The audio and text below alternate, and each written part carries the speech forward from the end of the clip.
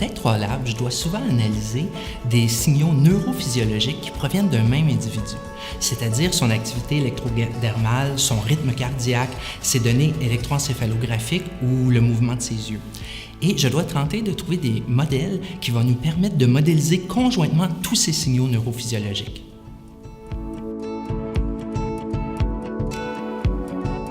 Tout d'abord, on doit tenter d'analyser chaque signal individuellement afin de tenter de bien comprendre, tenter de voir s'il y a des cycles, des patterns pour chacun de ces signaux-là.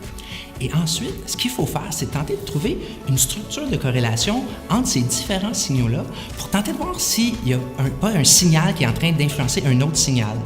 Et ensuite, s'il y a vraiment une influence comme ça, tenter de déterminer si l'influence elle est quasiment simultanée ou s'il y a un délai entre les deux.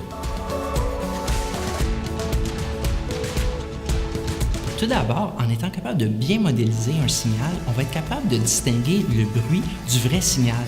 Et ça va nous aider énormément à identifier des effets qui sont significatifs dans nos projets de recherche. Et ensuite, en étant capable de modéliser conjointement tous ces signaux-là, on va aller chercher une meilleure compréhension du lien qui unisse tous ces phénomènes neurophysiologiques. Il y a place à l'amélioration au niveau de l'appariement entre les étudiants et les entreprises qui ont de très belles bases de données, mais qui n'ont pas nécessairement les moyens de les analyser. Et c'est pour ça que je suis très impliqué au sein du Carrefour de philanthropie de données d'Ivado, car on met en contact des entreprises qui vont avoir la chance de voir leurs données analysées par des étudiants très qualifiés, et aussi les étudiants, eux, vont avoir la chance d'effectuer des mandats concrets avec de vraies données. Donc, tout le monde est gagnant via des initiatives comme le Carrefour, et je souhaite que dans les prochaines années, on voit plusieurs autres initiatives comme celle-là.